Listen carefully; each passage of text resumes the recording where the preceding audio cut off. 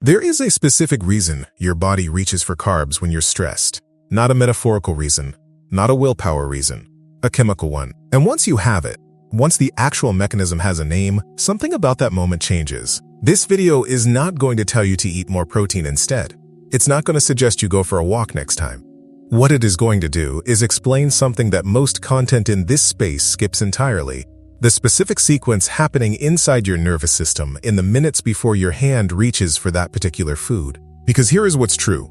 You already know you do this. What you don't have yet is the layer underneath it. The layer that makes the behavior make complete sense, not as a failure of discipline, but as a success of biology. That's what the next several minutes are for. There's a specific texture to the moment before it happens. It's not usually dramatic. The day didn't have to be catastrophic. It was just too much. A specific kind of too much that accumulates quietly, in the background, behind everything else you were doing. Maybe it was the afternoon that ran long. Maybe it was a conversation that landed wrong. Maybe it was nothing you could name. Just a kind of static that built through the hours until something in you needed it to stop. And then, at some point, not always consciously, not always with a decision you'd recognize as a decision, you move toward food, specifically towards something carbohydrate-dense. Not the chicken from last night, not the cucumber slices in the drawer, the bread, the crackers, the pasta, the thing with sugar in it. The specific category of food that most of the noise in our culture has decided to label weak, indulgent, a lack of willpower. And afterward, for a moment, something quieted. Not everything, not for long, but enough that the nervous system registered. That worked. That moment, the brief quiet, is not random. It is the most important data point in this entire video.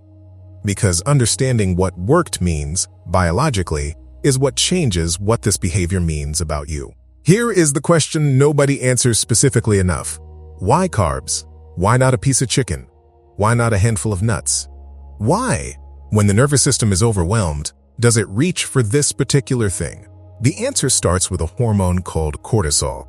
When the body reads stress, any stress, whether it's a physical threat or a hard conversation or an afternoon that asked too much, cortisol rises.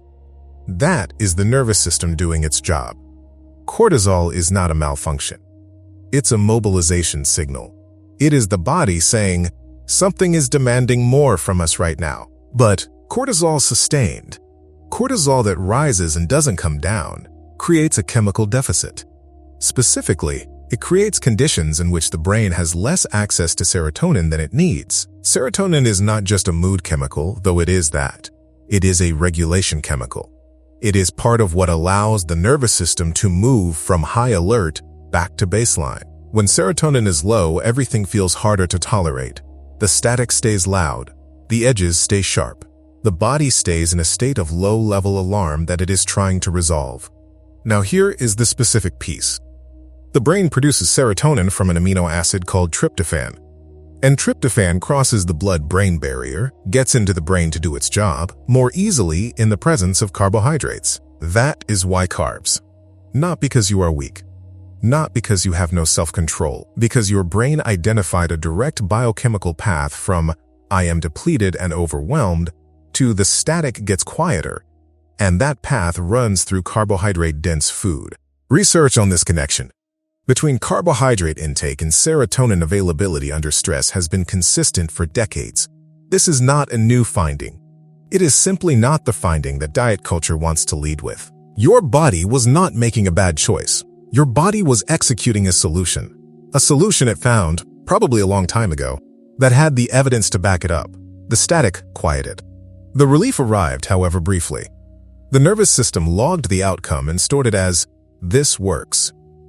Here is the part that matters most. This is not a habit you developed because you were careless. This is a pattern your nervous system learned because it was doing exactly what nervous systems do, finding the fastest available path to relief and reinforcing it every time it worked. Neuroscientists call this associative learning. The brain is not moral about it. It does not evaluate whether the coping mechanism is ideal. It evaluates whether it worked, whether the distress level dropped, even a little, even briefly. And if it did, it files that information away. The first time food quieted the static, maybe you were very young, maybe you were not young at all. Your brain registered. Food equals relief. The second time, the pathway got a little stronger. The 100th time, it was a highway. Not because you chose it, because you repeated it. And repetition is how the nervous system builds every skill it has, including this one. This is the precise thing that most emotional eating content misses. The behavior isn't irrational. It is deeply, specifically rational. Rational at the level of chemistry.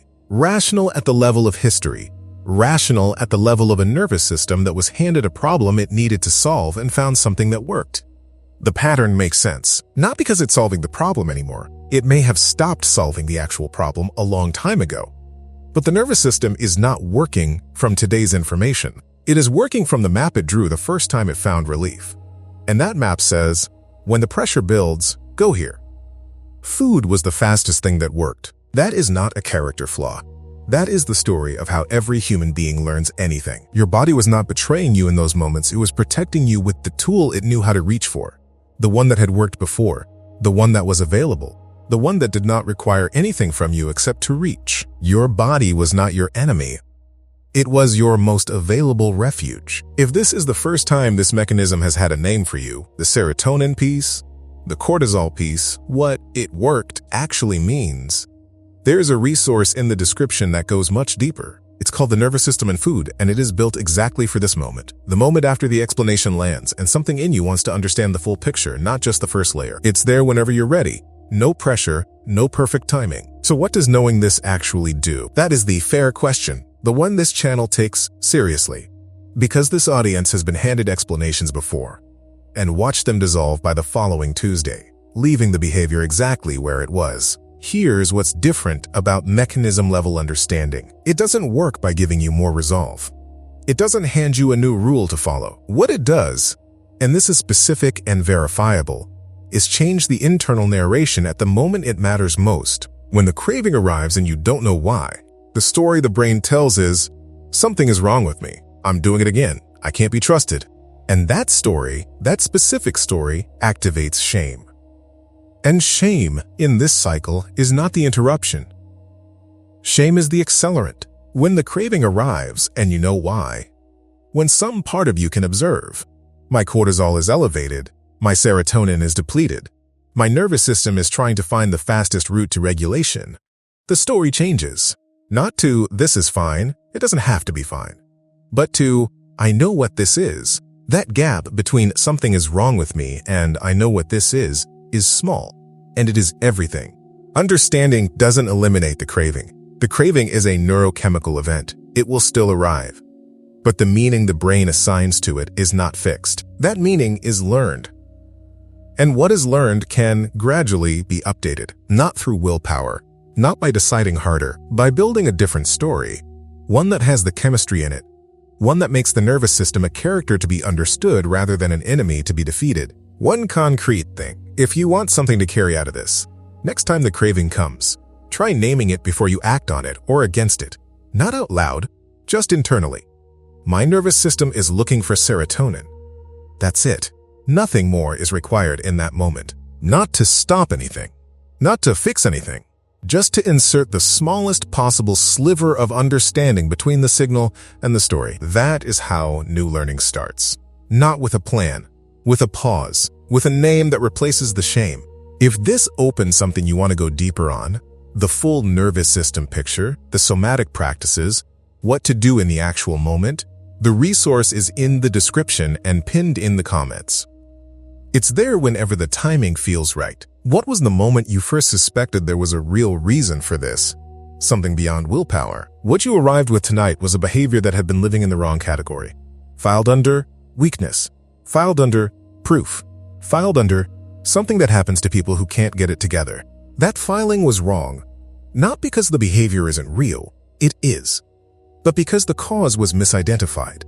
The cause was never your character. The cause was a nervous system doing its job, cortisol rising, serotonin dropping, a brain following the pathway that had worked before, doing what nervous systems do, running on a map drawn a long time ago because the territory required one. You now have a different map, not a map that makes the craving disappear, not a map that promises you'll never reach for the bread again, A map that tells you what the territory actually is. So when you're in it, you know where you are. That is not nothing. That is, in fact, the only place any of this ever starts.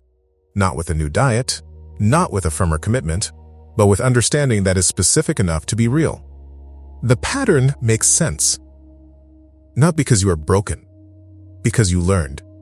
And because you learned, something here is reachable, one meal at a time, one moment at a time, not one diet at a time.